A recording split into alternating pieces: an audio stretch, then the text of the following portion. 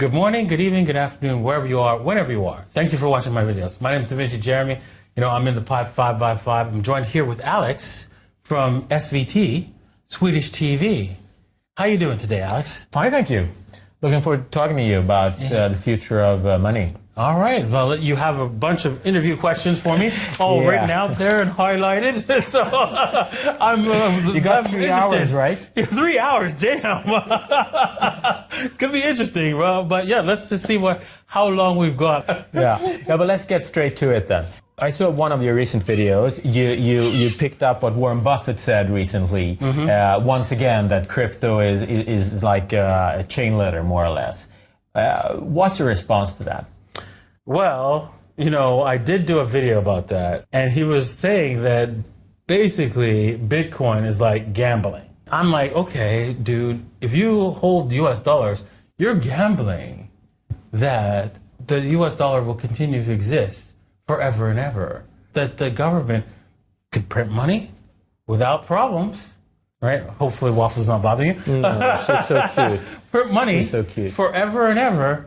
And, you know, there'll never be a confidence problem. But we all know throughout history, there's no fiat system, money system, which fiat means money by decree, meaning the government says, this is money, this is what you use as money, has ever existed forever. There's always a lifespan, there's always a death, 100%. To say that this time is different, the US dollars could be forever, is like saying that you're going to live forever. And I've talked about this in many different YouTube videos that I've done in the past, not that specific video, so make sure you check out that video.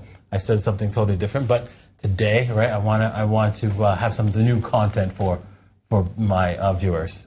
Good. Actually, I'm getting a bit distracted by this wonderful little cat. She loves you. She loves you. Waffles. Okay, fine. So it's time to go. Waffles. I really love cats. I have 2 on my own, but I have to focus on the interview. Well, and you also said Bitcoin is a good candidate for being the money of the future. Why do you say that as compared to national currencies like the dollar or the Swedish kroner? I mean, they are predominant today. Yes, there's lots of different currencies that we use today, and they're all printed by governments. And because of that, they will not survive. And they steal wealth from you through inflation. Whenever they print money, whenever money is created out of nothing, your value of your savings goes down, the value of your labor goes down. So now, when you save in the krona, when you save in the local currency of whatever nation you're at, that value of that money drops. And what's even more insidious is that with the US dollar dropping, it also drops even further. Why does that happen? Why is the Swedish krona dropping with the US dollar? It doesn't make no sense. Well, all these currencies out there, all your national currencies are actually backed up by the US dollars. You're like, how so? Well, back when the United States won World War II, they got all the countries to back up their currency with US dollars. And why is that? Because of the Bretton Woods agreement, where all of them were backed up by the US dollar, because the US dollar was good as gold back then, $35 an ounce for gold. And then Nixon took the United States off the gold standard. Now, today, all currencies are floating, but they're still backed up by US dollars. And to really, truly understand it, when you purchase any commodity, such as oil, such as corn, such as anything that's on the commodities exchange, it has to be purchased in US dollars. This is the rule of global trade. And so when you produce something, you're selling it in dollars, but in your local currencies like the krona, Swedish krona, you can only trade that in Swedish krona. So you need Swedish krona. So where does that Swedish kronas come from when you were getting dollars? Well, the central bank of Sweden converts your dollars that you've received to the Swedish kronas. And they hold that as a reserve asset in case you want to go and buy something, some sort of commodity outside of Sweden. And that's how it works. So now they have a reserve of US dollars, which is the value that was sold outside the country, saved inside the central bank to back up the currency that was just created based on how much dollars came in. When I speak to central bankers, they say that, well, fiat currency is the most trustable because it's been around for so long, and these new cryptocurrencies, they're just so volatile and they go bust. So they say that this is not to be trusted. They are the trustworthy. They've been around for several hundred years. People only live a small time frame. We live like 70, 80 years. And so we don't look at anything that happens beyond that time frame. Now, if you expand beyond that time frame, you'll notice that fiat currencies or central bank currencies don't have a really good track record. Within your lifetime, they can have a good track record, of course. But if you think it over a longer period of time, you'll see the reality of it. And that's what they don't want you to see. And what is that? Well, on a long-term scale, there's always turmoil. There's always a change in our financial system. For example, it usually occurs every 40 to 70 years on average. An example of that is when the United States defaulted twice in the last 100 years or 100 plus years. Did you know that the United States has defaulted twice over the past 100 years? The federal government in the United States have defaulted in 1934 when gold before that was $20 an ounce. Right? Remember I said $35 an ounce? It changed back then. They changed the rules. They said, all Americans, hey, you need to give us all the gold, and we're going to give you not $20 an ounce, but $20.68 an ounce. That was Roosevelt's Gold Act. Exactly. You know what we're talking about, right? And so the Americans are patriotic, right? They were always patriotic. And so they were like, well, the president needs it. He's going to have it. And so most Americans, almost 90%, gave up their gold. And they weren't allowed to own gold until 1975. No American was allowed to own any kind of investment-grade gold until 1975. They can own jewelry. They can own gold in their teeth, right? A dentist can own some gold to put it in people's teeth, right, to replace their teeth, but that's about it. But what was the main point is the default.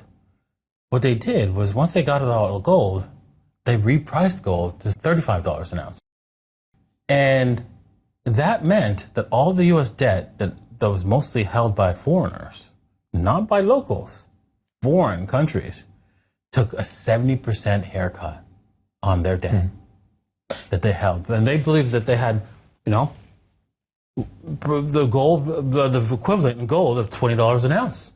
But then one could say, well, that was back then. It was almost wartime and special circumstances. There was no war then. Well, it was building up in Europe. I'm just saying, it was so long ago. What's the second example? The second example, of course, is then after World War II, the United States brokered that agreement with the Bretton Woods, and it was $35 an ounce. You could trust the American government, right, to give you that $35 an ounce, right? And, well, the first government was France. Said, yeah, you're going to give us the gold. You printed too much money. And so they collected their gold for at $35 an ounce, and then other countries started to follow suit. And Nixon said, okay, listen, within months, they realized that they were going to lose all the gold. So now we're in the 70s. In the 70s. In 1971, Nixon said, oh, the international money speculators are causing problems with our financial system. So we're going to stop the international monetary speculators by cutting off the gold, the convertibility of gold for temporary reasons. Only temporarily. And, well, you know how anything in government, right, whenever they come up with something that's temporary, it's a lot longer. Isn't the Patriot Act supposed to be temporary?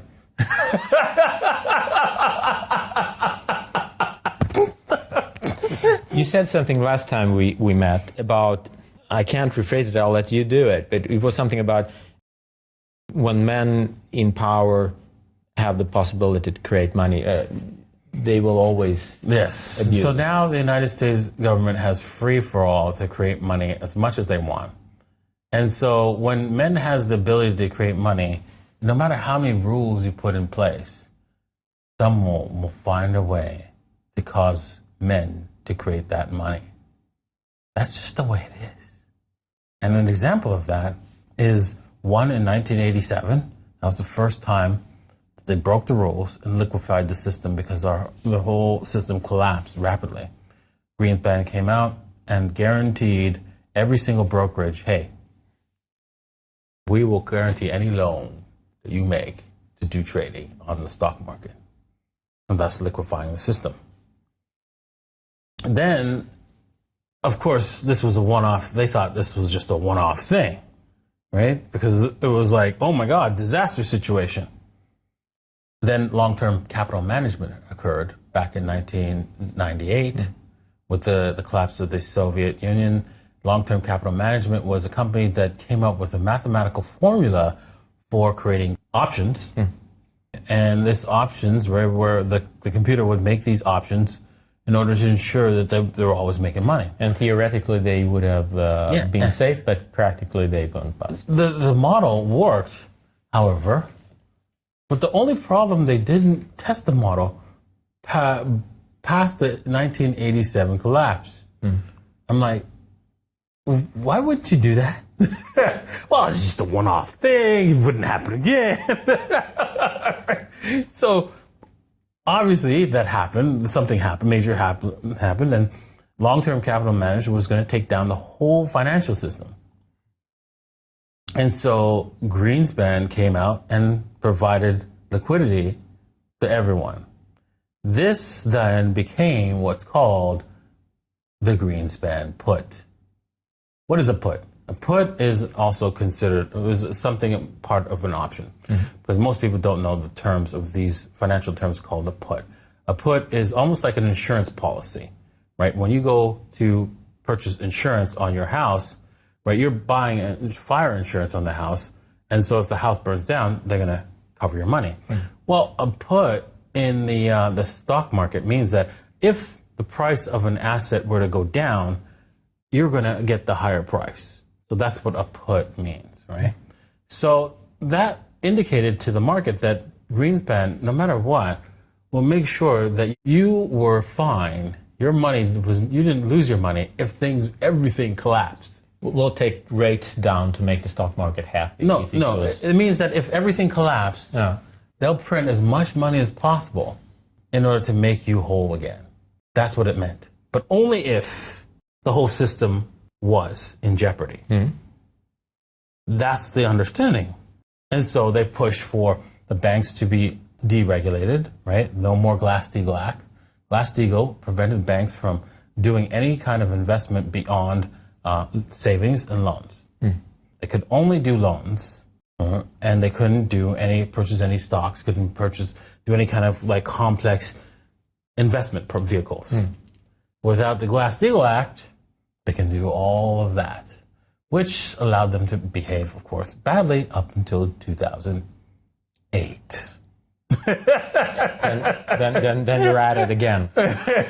So they created these crazy loans to cause the financial system to collapse, and they knew very well, and they even created these systems in place where that if I collapse, you collapse, he collapses. So, hey, that whole system collapses. So, Greenspan, hook me up. or a person at the Federal Reserve, hook me up. So that's too big to fail. Exactly. No, because everyone was going to fail. Right? If everyone fails, then they have to print money. And this allows for them to actually get bonuses because, hey, we came up with the system. If I fail, you fail, he fails, they're going to bail us out. And so they bailed us out, so we're going to get a nice bonus for that because, hey, you planned that perfectly. And this is where Satoshi got mad and created Bitcoin because he saw this, right? And I did too, and I got pissed, and I wanted to do the exact same thing. So technically I could be Satoshi and you wouldn't know. I couldn't tell you because I know that they'd kill me. But I'm not. So Satoshi got mad and created Bitcoin, and he started building Bitcoin during this whole debacle. Because while this creates moral hazard, that means that they can continually do this in infinitum. So he created Bitcoin as a reaction or to the financial crisis. Exactly. And if you were to summarize, why was that a logical reaction to create such a thing as a Bitcoin then? Because with Bitcoin, the monetary system is fixed. The rules are fixed. There's no one to appeal to say, hey, if we fuck up, you gotta hook me up. All right? There's no one, because the computer's gonna be like, I'm just doing my mathematical algorithm, right? You can't There's no appeal one to that. to call and ask for help. Yeah, exactly. So that's the whole point of it. And if we fast forward to today, we've just been through a lot of financial turmoil. You've had banks in the US failing. You've had banks in Switzerland failing. What do you make out of that in this context? Well, it's the end of our system because you have that moral hazard. Oh, I can just do whatever. I can make a whole mess of my financials. As long as I'm interconnected and cause a systemic problem, they're going to hook me up. And so that's the problem. This is where we're at. This is what you see. This is the rules. And if that's the rules, you're going to use them. Right? But can't they just keep on doing that? And why would that imply a future for Bitcoin instead? Because, one, if they continue to bail out the banks with printed money, the money has no value. And then what does that imply for? That means Bitcoin will have the real value because people will understand, well, wait a second, this system's not working. This one does work. Why does it work? It keeps going up in value. Why does it keep going up in value? Oh, it's because, we keep printing more money. And this is a fixed number of currency. Our local currency is not fixed. It's printed without limit. And in fact, I remember Greenspan, they were asked about all the investors who knew what was going on. They asked Greenspan, so all these derivatives are going to be a problem one day. What are we going to do when that happens, when that problem comes to fruition? He says, the Federal Reserve stands ready to print money without limit. Without limit. But you can Google that. He's actually repeated the words. I'm sure he didn't say print money, literally. He did say that. Create money, actually. Create money. And nowadays, it's not like a printing press running hot. He said create money. Is it quantitative easing you're thinking of? Or? Yes, that's what he means by quantitative easing, right? But creating loans. No, it's buying the loans, the bad loans from banks. Yeah. So that money comes out to the system. Yeah. So that's how it works, right? Yeah. The Federal Reserve only buys loans, and so when they're buying the loan, where do they get that money? Well, they just press enter on the keyboard, and add a couple of zeros to their balance sheet. And so you might ask the question, well, why do they buy the loans? It's because there's more loans in the system than there is money. Our system requires an infinite growth in loans forever. Well, that's not sustainable, even if we did it properly. So you think it's going to implode sometime? Yeah, it could implode as early as this year. It's so fragile that it could actually implode as early as this year. Why would you say as early as this year? I mean, it's been going on for hundreds of years. Well, not really for hundreds of years. 50 plus then. Since the Federal Reserve came into existence, which is 1913. That's how long it's been. That's even more than 100 years. Since 1913, that's when the Federal Reserve came into existence, which took over the control of the money supply of the system. But I mean, we survived the financial crisis. They kind of managed to put the ship sailing again. And now we just have these few smaller banks having defaulted. Why would this year be the year where the system breaks down? All right, good question. The reason why is because this system has to grow in an exponential growth. Because there's more debt in the system than there is money. And whenever we pay off our debts, money disappears. Mm-hmm. Whenever we go more in debt, there's more money getting created. As interest rates increase, that's what they're doing, there's less and less money in the system because people are actually taking that money and buying debts, which actually just makes the money disappear. So, for example, if you pay off your debt, money disappears. You pay off your loan on your house, money disappears. Mm-hmm. Money actually just goes away. Mm-hmm. So when you pay back those assets to the Federal Reserve, so for example, when I was saying the Federal Reserve is creating money to buy those debts so they could have more money in the system. Well, the reason why they're doing that is because people are paying off their debts and there's not much more money left. But then you're getting a deflationary Exactly. impulse. Exactly. And that would save the dollar. But the problem is that would mean that the banks would have to collapse in order to have that deflationary situation because they've all went too far into debt beyond what they can manage. Because now, if those assets deflate in value, when they sell them in order to get the money, in order to pay off the debt, they can't. Or if they do, they take a loss. They continue taking losses. The money disappears over and over and again as they continue taking losses and paying off the debts, reducing the money supply even more, which becomes like a self-sustaining dynamic down the drain of the collapsing of the money. So if the banks fail, the whole system collapses like a black hole. Right?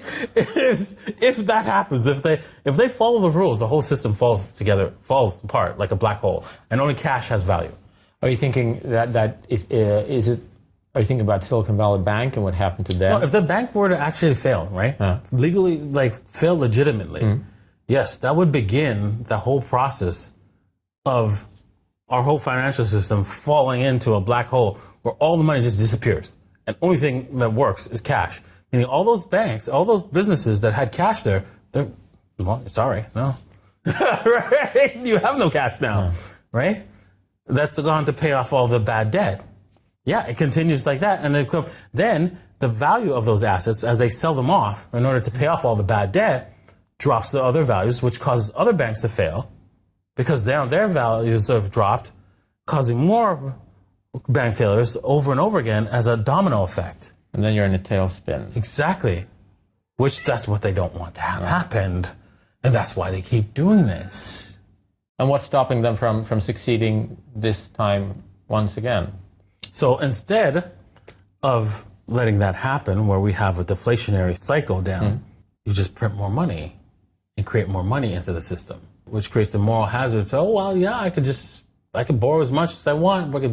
I could go to the bank and borrow $1 trillion and open up some business that's not going to work. But it doesn't matter. But if you do that, you'll kind of be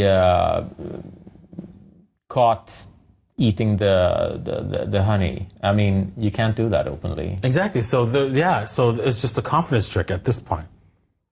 It's just trying to play a confidence game in order to keep the belief that, don't worry, we can print as much money as we want and nothing's going to happen. And that's what they're trying to do. In fact, I remember a quote from one of the central banks of Japan. He came out with an article. There was an article where he said, our central banks are like Peter Pan.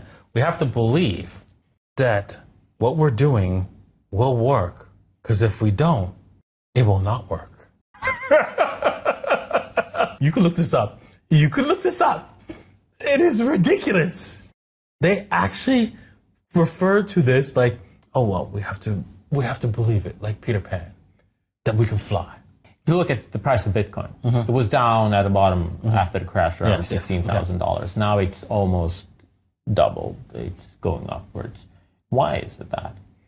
Well, I believe that there could be a possibility that there's one investor said that Bitcoin is going to $1 million this year. But that sounds crazy. I know, it does. There's only one possibility of that happening is what, like, for example, the United States government saying, because all the dollars are controlled. Every single dollar every digital dollar that exists outside the United States or inside the United States is completely controlled. Same with any treasury notes. It's completely controlled.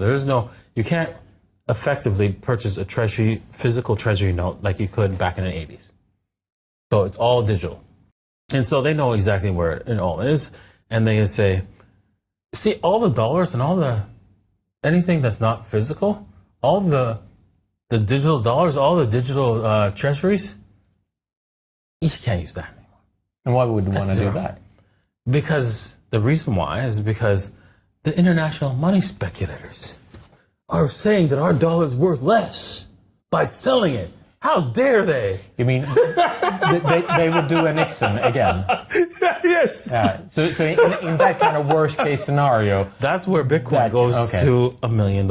But let's just be a bit more modest and say that we won't have that worst case scenario. What connection do you still make, or is there a connection to be made to the increase in the price after the crash and the development in the financial markets that we've seen? Yes, currently, yes, because there's a lot of fear in the market that, hey, if I leave my money in the bank, this is not going to work out. Whilst Bitcoin has fixed supply, it's a lot of people understand that, and the rules are fixed, and the government can't shoot anybody to change the rules. They can't point a gun at somebody and say, yeah, we don't like that. You're going to change it. No. There is no way to do that at this current time. And even in the future, because one of the powers of Bitcoin is that even if 50% of the population, which unfortunately 50% of the population are below average in intelligence, so this is why we should not ever have democracies. Believe it or not. You don't believe in democracy? No. What kind of system neither did the founding fathers in the United States. There's no word mention of democracy in any of their papers. In the Constitution, no, because they knew that democracy is ruled by mob, and that's useless. Well, because the majority of people do not know anything. Yeah. They are not intelligent enough to be able to make sound decisions. So they believe that only people who own land, people who had intelligent decisions to create real wealth, should be able to be in power. I see your point. Personally, I happen to believe that democracy is at least the least bad of alternatives. But that's another issue. The future of money and Bitcoin. I mean, if you look forward a couple of years, where do you think we will be, and what will we look back at this time saying, oh, 2023, that was the year when? What do you think? Well, there's a good chance, right, that you'll be like, oh, shoot, I should have bought some Bitcoin. I never saw that coming. Because there's a high probability that the United States just, boom, cuts off all U.S. debt and defaults on their debt. And that is effectively a default. If all money outside of the United States becomes worthless. Yeah, you have the debt ceiling that keeps rising. All of it becomes worthless, right? And then their debt ceiling drops, of course, because now most of the owners of U.S. Treasury notes is outside of the United States. Then that cuts their debt significantly. That goes to zero, right? So if we see that happening, you will regret the day you did not buy Bitcoin in 2023. International trade runs off of dollars. And if all of your dollars that you have in your bank account are frozen and you have a shipment coming in and you need to pay, what you going to do? You can't pay in a local currency because there is no agreement trade. And on top of that, your local currency is backed up by the US dollar. So there's going to be turmoil and fluctuation of that. There's no real value, no clear value of that. But people know what the rules are in Bitcoin. They don't know the rules of your local currency. After this, you could change the rules of whatever you want, but they can't change the rules of Bitcoin. And so can you imagine if a shipment comes in and they say, okay, well, give us Bitcoin. Well, I don't have any Bitcoin. Well, you must have some assets to sell in order to buy some Bitcoin. Yeah, I got some houses and stuff like that. I guess I'll just trade that directly for some Bitcoin. Because it's not traded for dollars. You can see how it can go to millions of dollars. Finally, I spoke with finance professor Douglas Diamond, the recent Nobel laureate in economics, about the future of fiat money versus crypto. And he said that he thinks fiat money will prevail unless there will be something like hyperinflation. What do you think of his answer? Yes, well, hyperinflation is the end result of all currencies, fiat currencies. We've had a history of that. I believe the total amount of hyperinflations were around 3,600 and some odd. And most of them actually occurred in China, because China was the first country to ever use fiat monetary system before the rest of the world did. And this is the first time in history of all the world's history, over the 5,000 years of written history that we do have, that the whole world has been on a fiat system, every single one of us. Never occurred before. So that means a hyperinflation now would be very catastrophic financially, but not the end of the world. Here's why. Because it doesn't destroy the buildings. All the buildings are still standing.